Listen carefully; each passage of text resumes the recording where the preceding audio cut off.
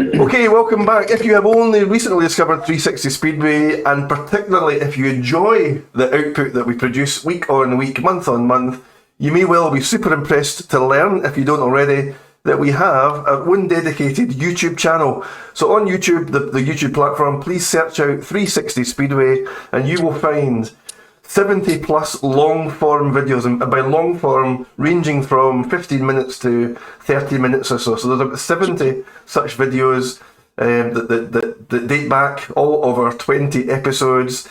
And that jots up to something like, I'm not even sure how many hours. Yeah, well, that must be at least 24 hours worth of binge watching of, to be fair, quite a variety, a varied hot potch of Speedway discussion topics. So it would be super grateful if you would, when you're on YouTube, if you would hit the subscribe button.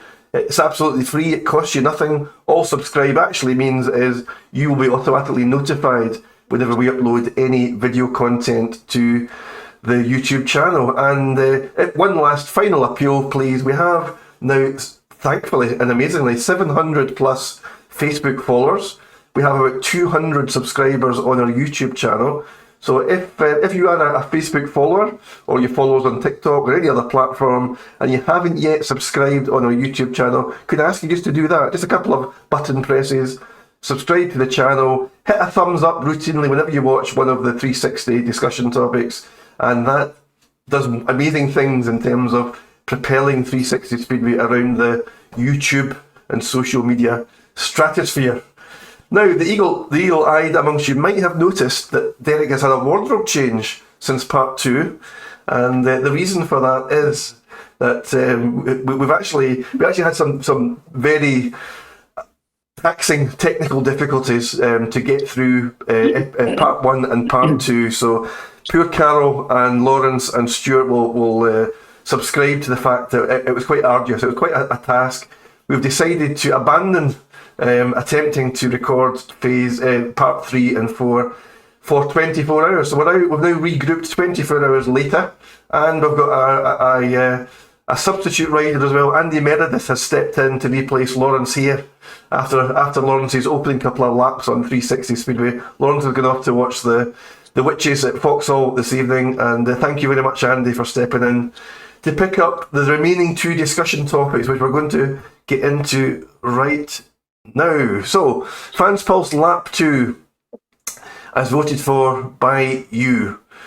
Right, so listen, we've been talking in recent episodes, we've been talking about some positive actions that British Speedway could take, organisationally, administratively, or even at club level, just to try and bolster attendances and uplift the potential success rate at individual clubs to grow a fan base, etc. And one thing which did occur to us as worthy of a bit of a discussion was that some stadiums, in terms of their physicality, either offer very, very good viewing, or moderately good viewing, or not particularly good viewing. And maybe there'll be some limitations and restrictions in terms of what clubs can and can't do to improve that.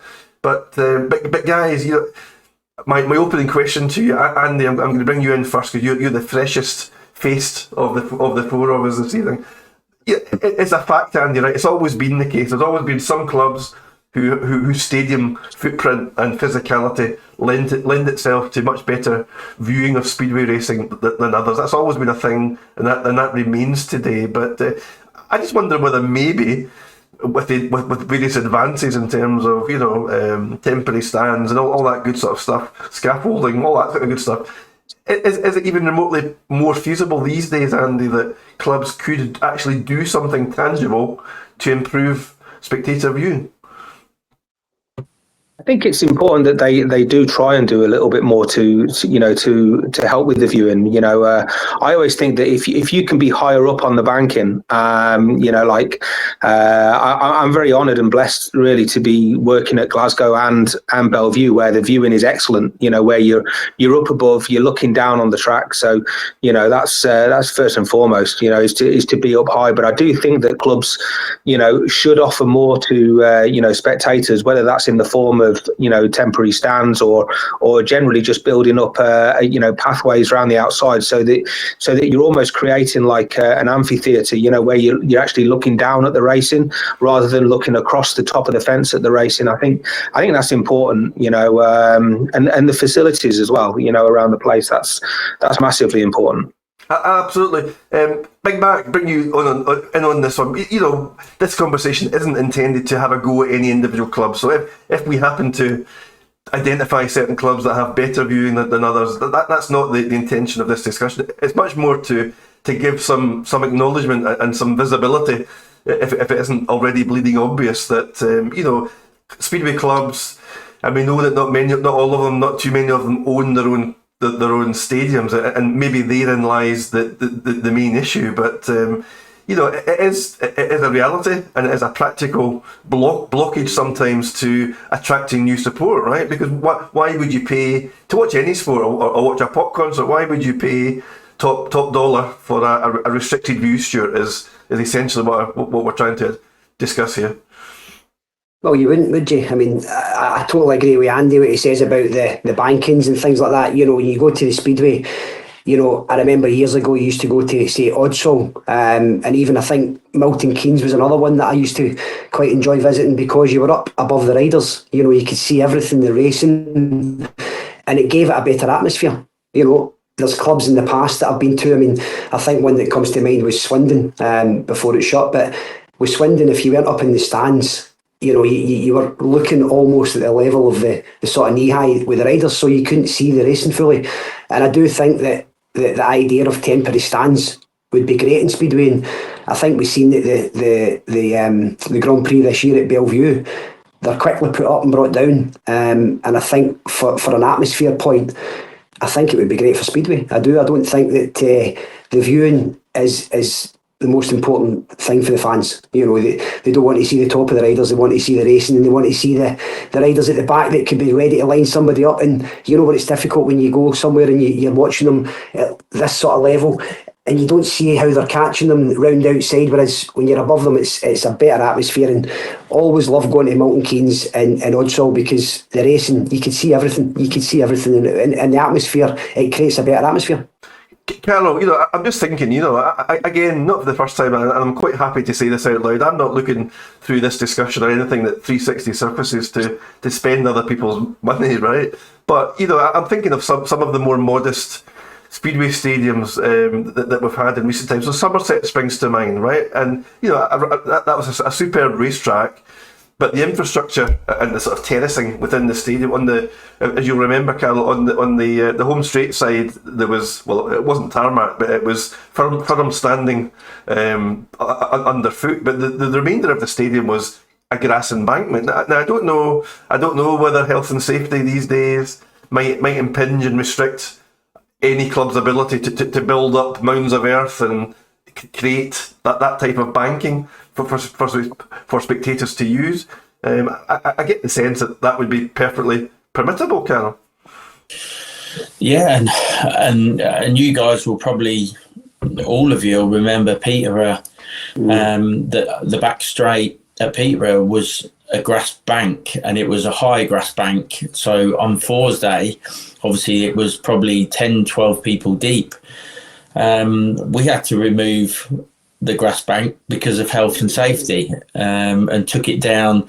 So if you were standing at the foot of the bank, you can see over the fence, but it wasn't the best position for viewing. Obviously, if you was on top of the slight hill that we had, it was a lot better. But I look at us and think we was always spoiled because we had a fantastic stand, which always helps. My bugbear with Peterborough is when you was in the stand, because we had a solid fence, you couldn't see what was going on in front of you at the tapes at the start line, so you never see that, which that was the only thing that disappointed me with Peterborough. But the viewing's good, and like Andy and Stuart says, if you've got a track that's in a bowl like Glasgow. I like going, to Glasgow. Apart from the walk up and down to the pits, it's from the track, it's a nightmare. But yeah, it gets you fit. And I'm surprised you're not fitter than what you are, Derek. To be fair, walking up and down there. I'm a lot fitter than I look, Carl Johnson. I'll tell you. But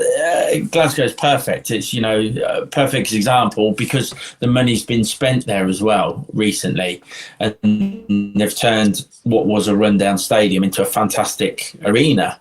And it is good, and and credit to the seniors for doing that, and and that's good. But that's what you want. And then there's other tracks that have had the money to develop a track, i.e. Leicester, that could have done a hell of a lot more with what they've got. And I think, for a new stadium, I don't think the viewing's very good at all, personally. If anything, the track is slightly higher than the crowd is at certain levels. And yeah, if you was watching 4 riders and one of them was Tofty, you'd only see 3 of them, because the rest of him's gone. But if you're up higher, an advantage. If you've got a high stadium looking down, perfect, you can see everything. And I think that's how, and obviously it's money, and like you said before, with stadiums not being owned by speedway clubs, they're restricted to do it, and which is, it's obviously Odsal was fantastic for viewing, but you was nice and high, wasn't you? So that's where it needs to be, I think. I was just thinking, just to Derek, just to talk about the health and safety factor, Carl. You all remember that one track that you used to go to and race, and the fans were literally 2 foot away from the fence, and it was Berrington Luff. You remember? And you would actually stand literally 2 foot away, 3 foot away from the racing, and the atmosphere was unbelievable. I don't quite think that the health and safety boys would allow it now, but we all remember it. It was brilliant because you used to duck down below the fence when they came down, and the atmosphere, even though you couldn't see them, like Carl says, you would see 2 riders maybe, or 3 riders, and you wouldn't see the other one. But the atmosphere was great because you were so close to it, and obviously in such a compact place. I think, it's one of these issues, I think, that, there's no one size fits all. So, one man's medicine's another man's poison, whatever that phrase is. I think I've probably scrambled that somehow. My head's still scrambled with this sickness bug. But we've touched on it already. Speedway isn't unfortunately has never been in the health state that we can buy our own stadiums, and Glasgow have been very fortuitous, extremely fortunate to be owned by the Facenas and all the investment that they've poured into Ashfield. I'll speak to Jerry for you, Carl, about getting some escalators up to the pits. We'll see what we can do about that. But I'm just thinking about some of the clubs that I personally have been to yesteryear, no longer with us or not currently with us. That I believed were the epitome of good viewing. Where we've mentioned Odsal at Bradford, Monmore. I went to Monmore a few times, and that always had good elevated tiered viewing, albeit pretty much contained on one side of the stadium, as was Brough Park at Newcastle. Yeah, another Greyhound stadium, of course. Somerset we've talked about. Powder Hall, Stuart, you rode at Powder Hall back in the day, and that was a stadium and a half. Massive, honestly, it was massive. Kids would go up there and roll down the hill towards the fence. Do you know what I mean? It was brilliant viewing. I think this mix of some stadiums being better than others, maybe it applies to in the modern football era or the professional football era, all clubs have got all-seater stadia, etc. And this whole issue has gone away. But back in the day, what we're talking about probably equally applied to lots of football stadia as well. Some offered better viewing positions than others. But again, to go back, I didn't want to have this conversation and be unfair to the clubs because there was nothing they could do about these things anyway. But as we've touched on already, I think we are in a different age where yes, health and safety might help determine and constrain what clubs can do. I.e., to your point, Carol, we can't just create grass embankments necessarily, but there may well be some solutions to be able to create some sort of elevated terracing that from temporary in nature or otherwise. Glasgow's got some temporary stands which are effectively permanent, right? They're temporary by design, by nature, but the whole of the back straight at Ashfield is sort of temporary stands, if that makes sense. So I think there are some solutions. Edinburgh, to name but one current track, it isn't a former Greyhound venue, and therefore by design, I would imagine the track level, if you stand on the home straight at Armadale, the track level is well, not quite above the heads of many supporters, but it's elevated, and you're not looking down, you're actually kind of looking straight ahead or potentially up at the track a little bit, and it just can't be, in my humble opinion, it just can't be the best recipe to retain and attract new support, and that's what I'm concerned about. Sorry, I thought someone was going to speak. I think when you look at when you look at tracks in Denmark and Sweden, the actual stadiums themselves are actually pretty basic. Which is there's a lot of grass verges. You look at Voyant, they put up the big temporary stand for the Grand Prix, but the majority of that stadium is grass banking. So if we could adapt something similar to that to some of the tracks in the country, it would also deflect some of the sound, which is an issue in Speedway. So there's lots of pluses to that sort of amphitheatre sort of look about it. I'm glad you said that, Andy, because one thing I was going to pose the question. Are any of us aware of any club side in Sweden, Denmark, Poland that is reputed not to offer good spectator, a good spectator advantage? I'm not aware of any. They also, I know in Sweden and Denmark, you've said that, Andy, they can be quite basic in design, and you do see a lot of supporters sitting on grass embankments and deck chairs and things, and I sometimes don't think that's the most professional of looks, but at least the viewing position has been considered and created for spectators to actually see the core product that they've paid to see. Yeah, 100%. I mean, when you look as well at the, I'm looking at it from a track curator's point of view as well here. When you do have that kind of banking around, it does protect the track from a lot of the weather in as much as the wind as well. So, but yeah, there's a lot of pluses to having that banking up and around, as you see in Sweden, Denmark, and other tracks around. So 360 viewers, am I being unfair? Are we being unfair to some clubs? Is it just a given that you just got to put up and shut up with the facilities that you have, and be grateful that you've got a Speedway stadium at all? There'll be a school of thought that will probably support that view, but we want the sport to succeed. We want it to make the best of what it's got, and maybe in a more optimal health state, we would wish and hope that all of the clubs could offer much better viewing facilities and facilities generally than might be currently available in some areas. But listen, as ever, share your thoughts with us. Is there anything that you can identify or that you have seen perhaps on the continent that clubs could do to help improve the viewing of their spectators?